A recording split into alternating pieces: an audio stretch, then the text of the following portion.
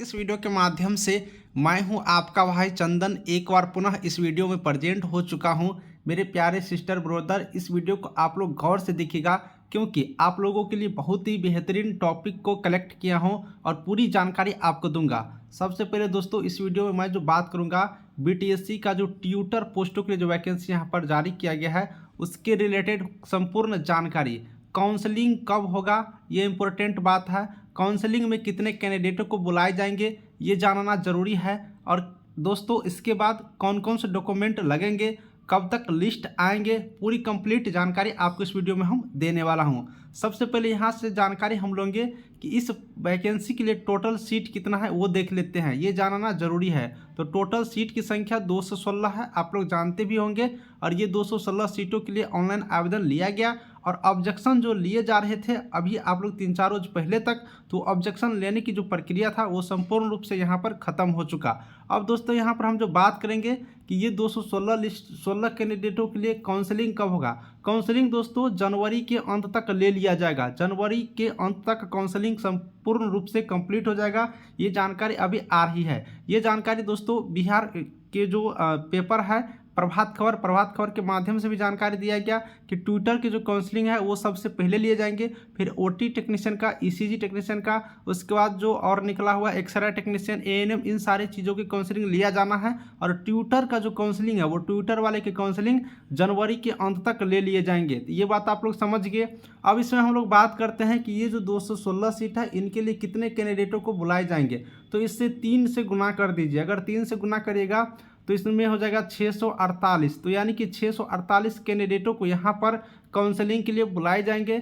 650 candidate से ज़्यादा यहाँ पर काउंसलिंग के लिए नहीं बुलाए जाएंगे। तिगुना इसमें रूल है, तो 648 कैंडिडेटों को काउंसलिंग के लिए बुलाए जाएंगे। अब बात आती है कि ये काउंसलिंग कितने दिनों तक चलेगी। अब दोस्तों आपने देख लिया कि 648 कैंडिडेटों को बुलाए जाएंगे। तो अभी तक में जो बीटीएससी का रिकॉर्ड है उस रिकॉर्ड के अनुसार मैं बता रहा हूँ एक दिन में 1 से 50 कैंडिडेटों को बुलाए जाते हैं। इस अनुसार से बात करिएगा तो इसमें 5 दिन कम से कम यहाँ पर लग जाएंगे। 4 दिन में 600 कैंडिडेट होगा, इसलिए 5 दिन, यानी कि 5 दिन ये काउंसलिंग चलेंगे। ये जानकारी पेपर के माध्यम से दिया भी गया है बीटीएससी की तरफ से। तो 5 दिन आप लोगों को काउंसलिंग चलने वाली है। अब इसमें बात कर लेते हैं हम लोग कि काउंसलिंग तो होंगे लेकिन इसमें कौन कौन से डॉक्यूमेंट लगेगा। तो चलिए डॉक्यूमेंट का लिस्ट अब हम लोग देख लेते हैं। डॉक्यूमेंट का कुछ लिस्ट हम आपको बनाए हैं, आप लोग देख सकते हो। बीटीएससी ट्यूटर काउंसलिंग डॉक्यूमेंट 216 सीटों के लिए ये डॉक्यूमेंट का लिस्ट है काउंसलिंग वाला। सबसे पहले इसमें बात करेंगे तो 10th का मार्कशीट। दोस्तों 10th का मार्कशीट तो नहीं मांगा गया है लेकिन हम आपको एक्स्ट्रा बता रहा हूँ 10th का मार्कशीट भी आप लोग ले लीजिएगा। किसी भी प्रकार की कोई दिक्कतें नहीं होंगे, आपके पास रहेंगे तो और अच्छी बात है। उसके बाद दोस्तों यहाँ पर बात करेंगे 12th का सर्टिफिकेट, सॉरी 10th का सर्टिफिकेट। 10th का सर्टिफिकेट इसलिए ज़रूरी है कि डेट ऑफ बर्थ जो है, डेट ऑफ बर्थ का मिलानी 10th के सर्टिफिकेट में ही लिखा होता है, इसलिए 10th का सर्टिफिकेट ही डेट ऑफ बर्थ के लिए वैल्यूएबल होगा।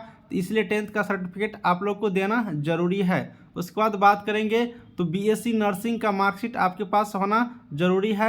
ऑल ईयर का, जो भी ईयर है, जितने भी मार्कशीट है सभी ईयर का मार्कशीट आपके पास होना जरूरी है। उसके बाद बात करिएगा बीएससी नर्सिंग का सर्टिफिकेट होना जरूरी है क्योंकि इसी के बेस पर तो नौकरी होगा, इसलिए बीएससी नर्सिंग का सर्टिफिकेट रहना जरूरी है। उसके बाद दोस्तों अगर आप एमएससी नर्सिंग किए हैं तो एमएससी नर्सिंग का सर्टिफिकेट आपके पास जरूरी है, अगर नहीं किए हैं तो कोई दिक्कत ही नहीं है दोस्तों। उसके बाद बात करेंगे तो एमएससी नर्सिंग का मार्कशीट भी चाहिए अगर एमएससी नर्सिंग कंप्लीट है तो।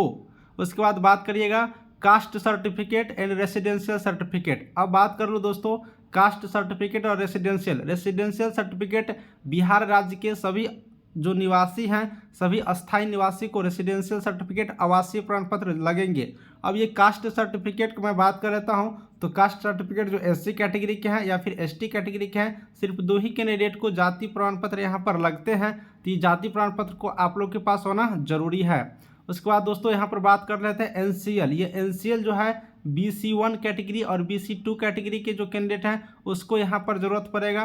तो BC1 और BC2 वाले मेरे प्यारे भाई बहन आप लोग को एनसीएल सर्टिफिकेट होना जरूरी है, नॉन क्रिमिनल सर्टिफिकेट, ठीक है। उसके बाद बात कर लेते हैं फ्रीडम फाइटर। जो कैंडिडेट फ्रीडम फाइटर के अंतर्गत आते हैं, जिसका दादा नाना ये सब अगर फ्रीडम फाइटर के अंतर्गत थे तो आप लोग उनका पोता पोती हैं, तो आप लोग इसका अगर लाभ उठाना चाहते हो तो फ्रीडम फाइटर सर्टिफिकेट का आप लोग के पास होना जरूरी है। उसके बाद दोस्तों आईडी कार्ड के तौर पर एक आधार कार्ड तो सबके पास होंगे, ये आधार कार्ड होना जरूरी है।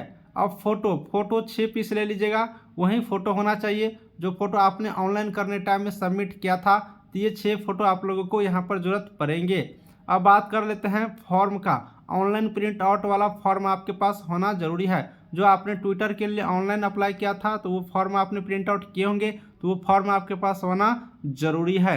अब बात कर लेते हैं EWS का। अब जो EWS के अंतर्गत आते हैं उनके पास EWS का सर्टिफिकेट होना बिल्कुल रूप से ज़रूरी है। ये सर्टिफिकेट नहीं है तो बिल्कुल रूप से बना ले। अब बात कर लेते हैं विकलांग सर्टिफिकेट। जो कैंडिडेट विकलांग का लाभ लेना चाहते हो, विकलांग में आते हैं, वो सारे कैंडिडेट के पास विकलांग का सर्टिफिकेट होना जरूरी है। अब दोस्तों यहाँ पर बात कर लेते हैं एक्सपीरियंस का। अब जिन भाई बहन यहाँ पर एक्सपीरियंस का लाभ लेना चाहते हो वो एक्सपीरियंस सर्टिफिकेट उनके पास रहना जरूरी है।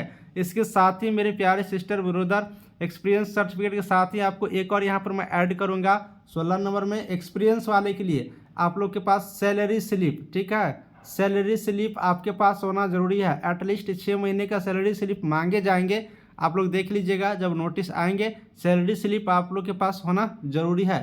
तो इस तरह से आपने देखा टोटल यहाँ पर जो डॉक्यूमेंट का जरूरत पड़ेगा वो डॉक्यूमेंट आप लोग के पास होना जरूरी है। सारे कैंडिडेट बिल्कुल रूप से निकाल लेंगे, अपने पास जमा करेंगे, अपने पास इकट्ठा करके रखेंगे। अब मेरे प्यारे भाइयों एक बात और मैं बताना चाहूँगा, एक सिंपल भाषा में एक लाइन में, जो कैंडिडेट ट्विटर के लिए अप्लाई किए हो ऑनलाइन और उस टाइम में डॉक्यूमेंट अपलोड किए होंगे, अब जो डॉक्यूमेंट अपलोड किए होंगे वही डॉक्यूमेंट आपका होना जरूरी है, उसके अलावे कुछ नहीं लिए जाएंगे। तो इस बात को आप लोग ध्यान रखेंगे, वही डॉक्यूमेंट सेम डॉक्यूमेंट लगेगा जो डॉक्यूमेंट आपने अपलोड किया था। जो जाति प्रमाण पत्र, जो NCL, जो आपने आधार कार्ड, ये सारे जो अपलोड किए थे सेम टू सेम लगेगा। होता क्या है कि बहुत सारे कैंडिडेट सोचते हैं जाति प्रमाण पत्र तो पुराना हो गया, आवासीय प्रमाण पत्र तो पुराना हो गया, अब क्या होगा कि अब नया बनाना होगा। नहीं, जो जाति प्रमाण पत्र आपने अपलोड कर दिया, जो आवासीय प्रमाण पत्र आपने अपलोड किया है, सेम टू सेम वही मांगे जाएंगे। इसलिए बिल्कुल रूप से वही वाला अपने पास रखे रहिएगा,